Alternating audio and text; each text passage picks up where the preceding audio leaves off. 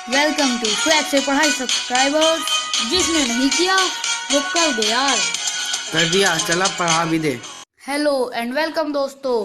तो अब तक आपने देखा कि केजिया का बाप उसके कमरे में आता है और पोर्ट अथॉरिटी स्पीच के चीथे उड़ाने के लिए उसे बहुत पीटता है और फिर केजिया रोने लग जाती है। तो फिर केजिया की दादी ऊपर आती है और कहती है, पोटी ओह पोती क्या हुआ तुम्हें। फिर केजिया अपनी दादी को सब बताती है। तो दादी कहती है, बेटा सो जा, तू सुबह तक सब भूल जाएगी।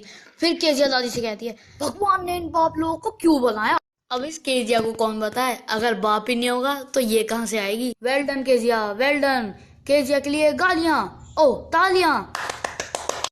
तो दोस्तों आते हैं कहानी पर।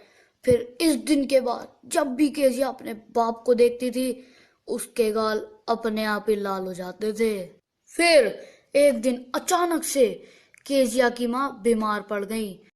तो केजिया की माँ और उसकी दादी दोनों हॉस्पिटल में ही थे और केजिया उस दिन अपने कुक एलिस के साथ घर पे अकेली थी और केजिया के पापा हमेशा शाम को लेट आया करते थे।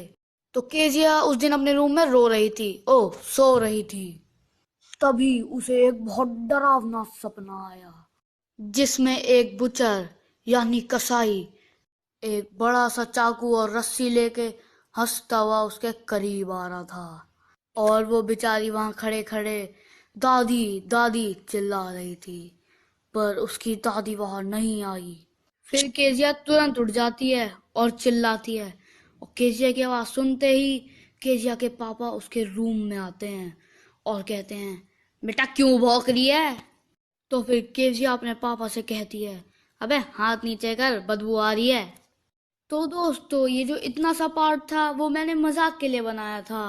आइए देखते हैं कि असलियत में क्या हुआ था जब केजिया के पापा उसके रूम में आए थे। तो जब उसके पापा उसके रूम में आते हैं तो कहते हैं कि बेटा क्या हो गया।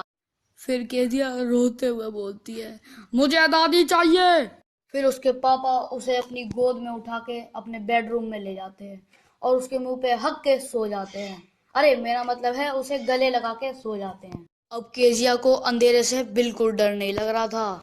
वो अपने पापा की एक एक हार्ट बीट फील कर रही थी और तब उसे समझ में आता है कि ये जो दानव है वो अंदर से एक छिपकली है।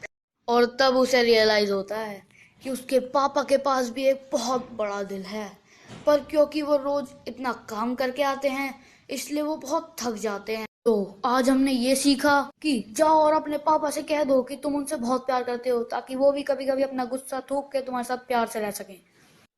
तो दोस्तों thanks for watching my video. अगर तुम्हें वीडियो पसंद आई हो तो लाइक करना और अगर तुम चैनल पर नए हो तो सब्सक्राइब करना, वो लाल वाला बटन उसको दबा देना और इस वीडियो को अपने सारे दोस्तों के साथ शेयर करना। बाकी कमेंट करके बता देना कि तुम्हें कैसी लगी हमारी वीडियो।